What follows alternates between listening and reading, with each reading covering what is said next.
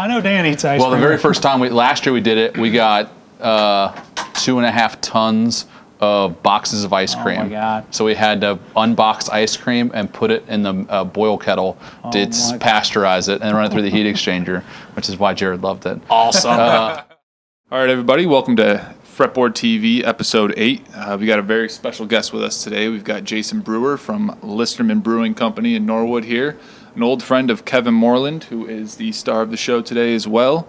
And then off camera, to my left, we've got Chris Ellison, sales manager. He is just going to be a voice today with me and Jim on audio, as always. We're going to jump right into this episode. Kevin, we're going to talk about your history in Norwood, man. You're from home brewing to growing up with race cars, all that kind of stuff. Jim of the Highlands. Right? Yeah. Jim of the Highlands. Now, Jason knows a little bit about Norwood. I think they have a beer called, what is it? Don't talk shit about Norwood. Yeah. So, no, I got strong roots in Norwood. Dan Listermann, obviously the owner, the man, the myth, the legend behind Listermann Brewing Company, one-time manufacturing company, and also homebrew shop. So, Dan is a Norwood guy, and I got to thank him and Sue for giving me an opportunity a long time ago to achieve my passion and have some days at the old shop to brew some beer. It was a lot of fun. So I know that's where Jason came from. It's a homebrew shop, and look at him now. He's running the show, right? A lot hairier. Yeah. Yes. He's coming in at his ripe age of 25 is when you started? Yeah, something like that. Yeah, so it was a lot of fun. We had a lot of brewers after me come through there, but Jason's been there the whole time, and I think it was a great opportunity when I was with Listermann's. I was doing a lot, I'll just put it that way, and I was looking for any help that I possibly could. And obviously Jason was in the homebrew shop and, wanting to learn more about beer, and I was eager to have someone help. And so you were working in the home brewing shop? Yeah. Okay. So I got my master's degree at UC in marketing, and one of my projects was to make a newsletter for Listermann. So I started off making for their homebrew store. The brewery was just kind of coming online. Did that, got an A, obviously, for Mom that's watching. Yes. Hi, Mom. And so after that, I actually got an opportunity to go work for Motorola in Chicago. And the day that I started there, Google bought them and went on a hiring freeze. So finished out my internship and came back, and I was in cell phone sales, didn't want to go back, and got a call from Listermann. They were just getting ready to open the tap room. It was like I know exactly my exact date was March 19th was my first day at Listermann, and I think we opened it was in March of that year that tap rooms became a thing. Yeah. So started working the tap room, and I was a big beer nerd, shipping beer throughout the country, coming in talking beer with these guys, and then so working the taps to be able to talk about the beer to the 3 people a week that came in, knowing what a tap room was. Right. And then mopping floors and stocking shelves in the homebrew store. Yeah, it was really cool because, at that point, Ohio, we weren't allowed to have tap rooms. And obviously, I was on to Dan. I was like, we got to get this tap room thing going. So honestly, we started with a 4-tap kegerator in the homebrew shop. And I was kegging beer by myself, self-carbonated with this little gadget that Mr. Gadget Listermann made for me. You probably still have it. And we were circulating beer and carbonating and putting it on. And it was fun, but it was a lot of work. I'll tell you that. A lot of hands-on. But that's when Jason came about. Obviously, his knowledge and things of the craft beer world outside of Cincinnati, he would always bring stuff into the brewery, and I probably tried more Russian Imperial Stouts at that age than I ever seen in my life. But honestly, a lot of great things came out of that. And I don't want to jump the gun, but I think some of the stories that we have about some iconic beers that they still brew, and they're still dear to my heart. One of the first great stories that I love to tell is Jason was in the brewery one day, and he had this peanut butter porter. And we were brewing IPAs and lagers and pre-pro. We were brewing a lot of base beers. At that point, Jason's like, come on, man, we got to do something different. And I was not about being different at that point in my life. I just loved beer for what it was. And this guy over here, he turned on a switch inside of me that has been going for a long time. So yeah, because who doesn't want peanut butter in their beer? That's exactly what he said. And I'm like, I don't know if I do. I said, but I'd love to try one. And honestly, when we went to Dan to talk to Dan about it, Dan was like, "You can do what? Put peanut butter in beer? No, you're not." I was like, everything had to go through Dan, and we obviously sat down one day and we're like, we're making this beer. And I wasn't going to be the one to get in trouble, so I was on board with it. the funny thing is I was like, really, he let me try one. So he brought one in, and we tried it, and I was blown away. I was like, it's crazy, but it's good. We made one, and I put up a recipe, and we made it. After we made it, we tasted it, and I'm like, what are we calling this beer? At 4 o'clock, right? It was beer time. At 4 o'clock, we went out to the tap room, and that's usually... Yeah, so it was definitely 4 o'clock and later. Yeah. It was definitely 4 o'clock. Yes. Yes, around Listermann, it's 4 o'clock, right? It's always 4 o'clock. Yeah. So we came up with a name, and that beer's still around today. And yeah. Maybe you can tell them a little bit about that. Yeah, we actually made it for the end of the world party, like 12/21/12, because we figured if the world was going to end, we're at least going to figure out what a peanut butter porter tastes like. And awesome. So made it, and people went crazy over it, and man, we have not stopped making that beer since. Yeah, Nutcase. Nutcase. Yeah, man, and there's so much. Named it after Dan. Yes, Dan. So peanut with the suspenders. Straight jacket. Yeah, straight jacket. That's our main man, Dan. Dan, yeah. I love you. Just letting you know. Did he know that immediately that was in? I don't think immediately, because we did not want to throw that out there right away. Because one, he didn't want to make the beer, and number two, he didn't want to hear that story. So that kind of resonates with me as an awesome story that will never go away. And the beer's won awards. It's still it's thriving today. Mm-hmm. Maybe you can talk a little bit about Chicao. I mean, that one is by far is the triple digit brand, right? Mm-hmm. Dan had this vision of making all these high gravity beers of 10, 11, 12%. Embalmers. And we didn't have beer at that time, or brands at that time to put in them. Jason was there at the brewery, and he's like, it was peanut butter porter, and then we went to the triple digit brand. We launched that brand, and the first run, I think, was Aftermath, mm-hmm. which was a Scotch ale, around 10.5%. And, typical base. People love Scotch ales these days. Yeah. Well, back that day, it was still, it sold pretty well, but then all of a sudden it's like, all right, we need to step our game up. And I think Chicao was that next step. And we brewed it. I think we brewed it for our first craft beer festival. Yeah. The local craft beer festival that we did. Yeah, we wanted to celebrate Cincinnati and just the history of beer. And then just the local breweries that were around that time, and there wasn't many, I'd say 5 to 6. Yeah, maybe 7. Yeah, and I would say, we had this big brand of triple digit, and everyone was like, what's triple digit mean? Well, it's high gravity, right? So we wanted to hit the Plato scale of like over 100 gravity points of sugar in the beer. So usually the beers would turn out anywhere from 12 to 10%. And we worked on this hazelnut brown ale, and you know what? We made the beer, we tasted it. Again, was it 4 o'clock? It was after 4 o'clock. Okay, so it was after 4 o'clock, and we're in the brewery, and we're drinking this 10.5% beer, and we go out to the tap room, and I know my version of the story is there's a commercial on the TV, and I think it was the band Yellow, and it was, they had it, Ferris Bueller. I don't remember that. It may have had a few at that 4 o'clock to get to that point. But we were looking for a name, and obviously the good thing about coming up with names is there's usually beer involved, and there's like literally the whole tap room, and the folks that work in the homebrew shop were involved in naming beers. So Chicao was born by, I would say, 10.5% with a lot of folks sitting on the tap room, and I'll let Jason tell you a little bit more about what Chicao's been able to do for Listermann's and where it's gone. It's one of the beers we still make a lot of today, and where it really shines. It's a very sweet beer, as are most 10% beers these days. So where it really shines is in the barrel. Cut some of the sweetness, add some wood and bourbon character to it, and we've won a bunch of barrel-aged beer contests with that beer, and one of our most requested beers. And if we don't have Chicao on tap, we usually get yelled at. So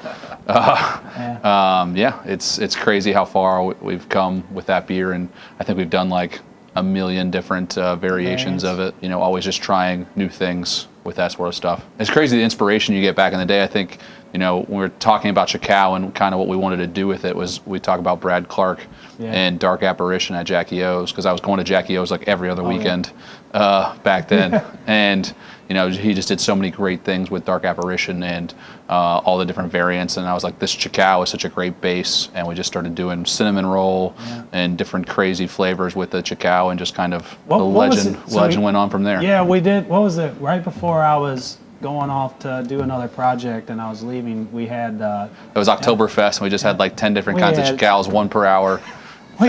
We were dosing kegs and doing, it was a nightmare. I wanted to keep moving and get bigger and grow. And at that point, Dan was just trying to figure out what he's going to do with retirement. I think he built a camp, and he's still building on the camp, right? Yeah.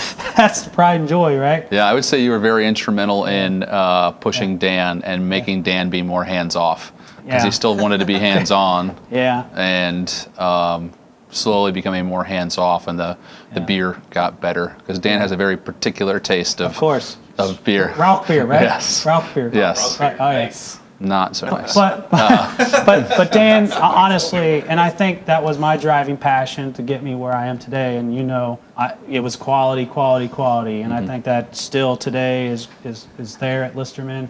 But that was me. I didn't want to take shortcuts, because you get one shot at the game, right? And that was a shot that Dan and Sue gave me, and without them, I wouldn't be here. So Jason, what Kevin was saying earlier when he started at Listermann, that you were managing the store and pretty much working just in the store. How have your roles changed over the years? From I wasn't managing the store. Chuck was managing the store. Okay. Yeah. So you were just working in the store. He just retired this past year on that, so he's been there Chuck, for a long time. But no, I was only hired to work 2 days a week. Mopping the floors and stocking the shelves, and I've never worked 2 days a week there ever. No, he has vacation.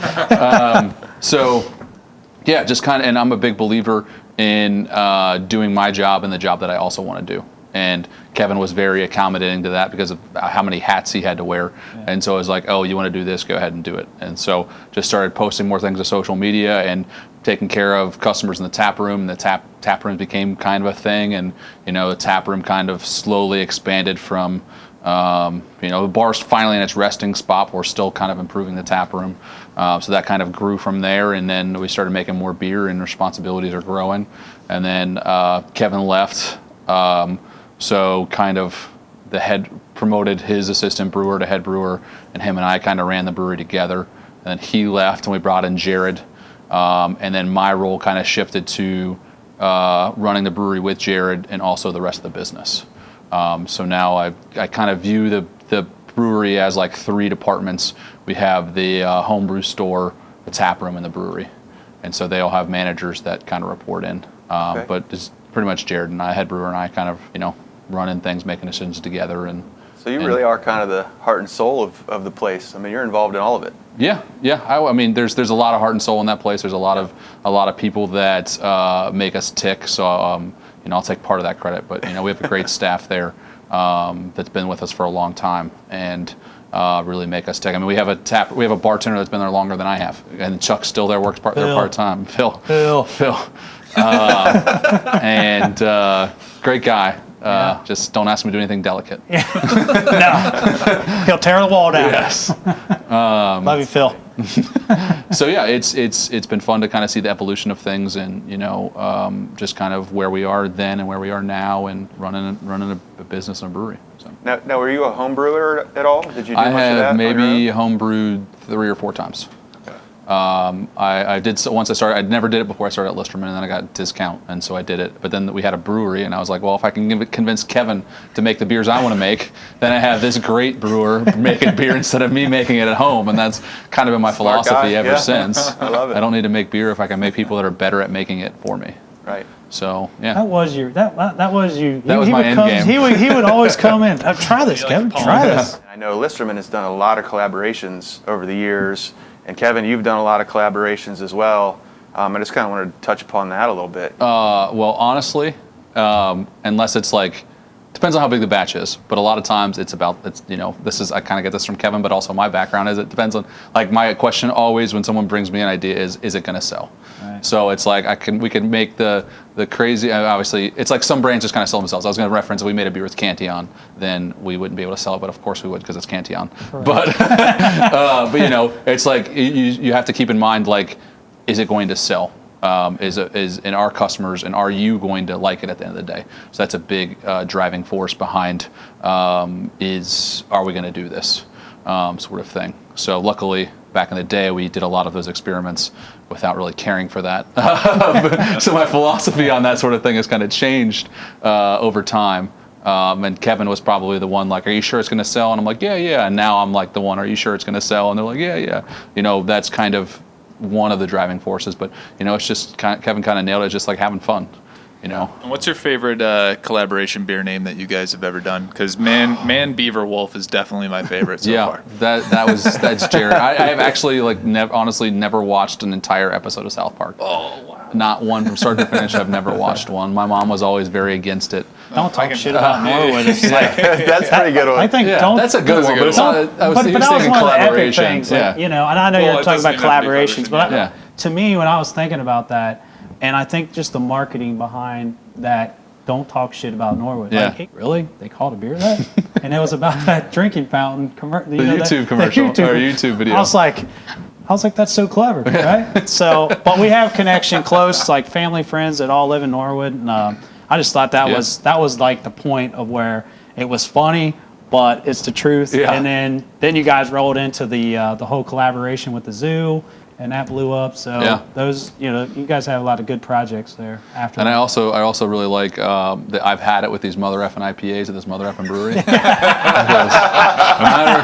No matter how many IPAs we have on draft, someone always complains that there's too many IPAs on draft. Like, we could have 8, we could have 2, it doesn't matter. Everyone's like, there's too many IPAs. It's like, come on, man. Well, this is a good time. Do you want to talk about the Kroger collaboration real quick that you got right in front of you? So this was just kind of a happenstance. We made Pride last year, Jared's favorite beer of all time. Because he hated doing it, but it was his suggestion. So normally I'm the one like, let's do this. And now Jared was like, let's do this. And I'm like, okay. And then now it's his suggestion, so we have to do it. So last year we made Pride with another ice cream manufacturer that doesn't totally support the cause. And I thought of the Kroger connection a little bit too late. And then this year we wanted to partner with Kroger. Kroger's a big partner with Pride and big supporter of Pride. So we thought, let's get with Kroger because they make Rainbow Sherbet as well. Shot them an email, like, heck yeah, let's do it. Worked with their ice cream manufacturer, so using their sherbet in this and selling it at the 7 Kroger stores that we're in. So it was a pretty simple ask. We did some cross promotion and had Kroger's sherbet in our promotion of the beer being released. And Kroger's all about Pride, so doing it now. And then Pride will be again in October. Hopefully we'll be able to have Pride in October. Probably not. We can still celebrate it, but actually Pride happening, probably not. But if it does happen, we'll make it again and have it at Kroger. Did you get any ice cream again? Did you guys eat ice cream while you were making this? Not really. I know this Dan kind. did, but did you? I know Dan eats ice cream. Well, the very first time last year we did it, we got 2.5 tons of boxes of ice cream. Oh my God. So we had to unbox ice cream and put it in the boil kettle to pasteurize it and run it through the heat exchanger, which is why Jared loved it. Awesome. So it took like a day. And this year, luckily enough, we got bulk liquid already kind of melted sherbet from Kroger. So it was great. What I do want to jump into kind of next on our list here is your branding. So what was the history of Listermann's branding before Jesus. what it currently is? If I didn't know it was a question, I could have brought a bottle. Can I kick that off? Go ahead. You were there before I was. Yeah. So real quick, it was whatever Dan thought of. Yes. Was what the marketing was. Yes. And then the labels were just kind of like whatever Dan thought of. Yes. And they weren't great. No. And I had literally, that's also obviously my history too, that I've been in most of the breweries. Do you even know how those were designed? I would say there was a graphic designer that created the imagery of Listermann and the script writing, but then a lot of it I think came from one of the employees there at the brewery that was photoshopping and doing some things like with the original Cincinnatus label. And then as soon as I came in, that was one of the things that I was like, hey, if we're going to have awesome beer, we got to have awesome material on our beer and awesome marketing. So I honestly, obviously at that point, we didn't have a capital budget for any kind of design, right? No. So me being me, really being active and trying to going after it, I actually reached out online to, the Art Academy locally, and I sent a professor at that point an email and said, hey, do you think any of your students would like to do any freelance design work? We're a triple-digit brand. We're a Listermann Brewing company. Like 2 days went by, and honestly, I honestly got an email back from a guy named Tommy Long. He was a professor. Tommy. Yeah, Tommy. Tommy. So Tommy wrote me back an email, and he's like, I can pitch it around to my students, but honestly, I'd like to do it. And I was like, cool. Can we set up a meeting? First meeting over in Habits, Oakley by the brewery. I kind of gave him some insight on what I wanted. Long story short, we had a couple meetings. He designed the triple-digit logo. From that point on, Tommy The rest is history from there. The right? rest is history. Tommy has, since that point, created about everything that Listermann has done.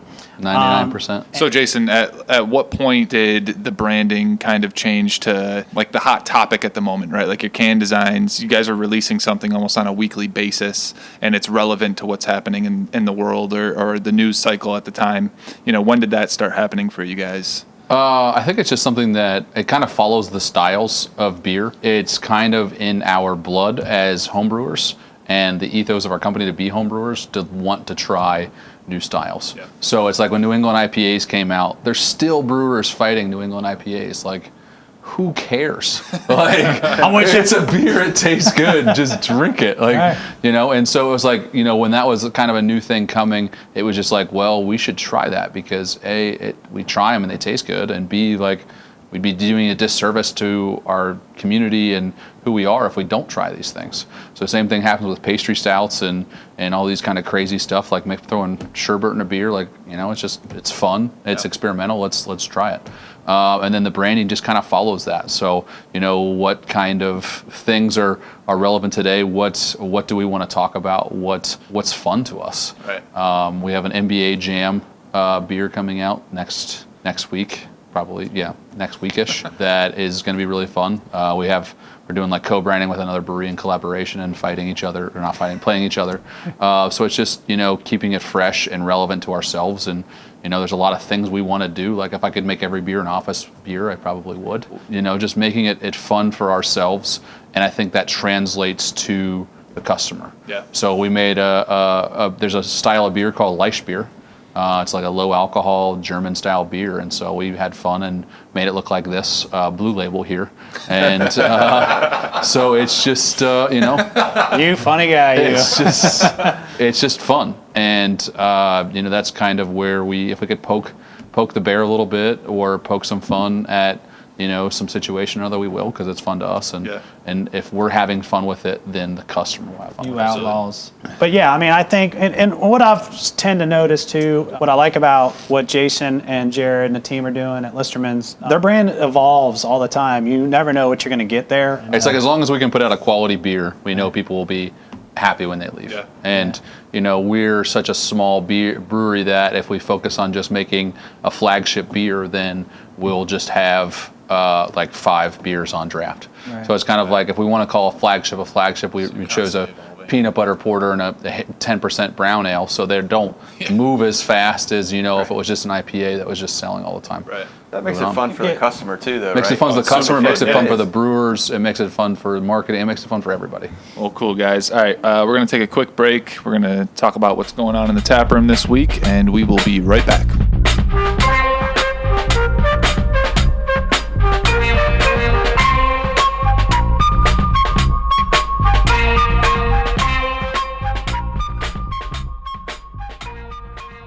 All right, so music.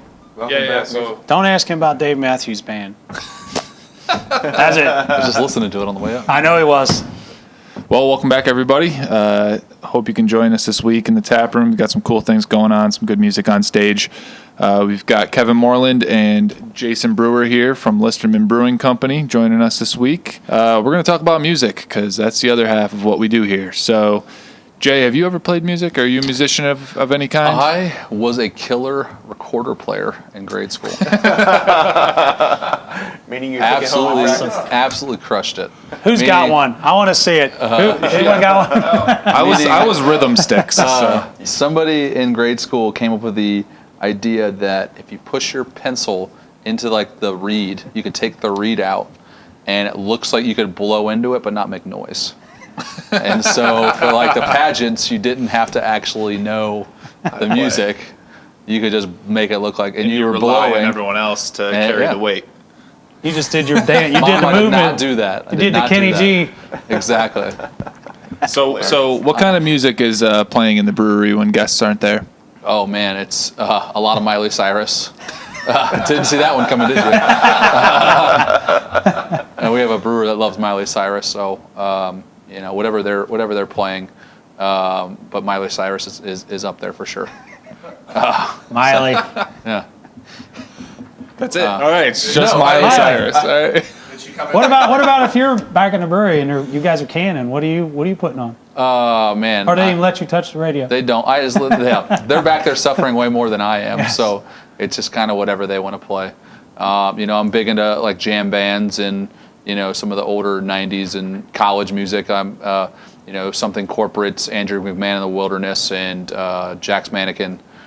Big fan of like that era of music and hip hop, old hip hop, and I really like listening to Little Dicky. Too. Yeah. Have you watched his show? Have you watched Dave? Dave is freaking awesome. I try to tell everyone about It that is show freaking because awesome. it's probably And I the also funniest hope show. that Dave is not like Dave. Yeah, Because exactly. it would make me sad. We also, every Friday is at least 4 times, we listen to Freaky Friday. By Little Dicky and Chris Brown. Kev, you what's your music taste You when guys- you're in here and you it's guys not already Brad? know. Well, You guys we live. know, but You guys the live. people don't know. The people will need to know. The people need to People know, need to Kev. When know. Brad Well, Plank doesn't honestly, have yes, ownership of the I iPad. think the stereotypical things. Yes, I'm born and raised in Norwood. I like little Tyler Childress right now. Why are you pointing at me for that? Because you. I don't know who that is.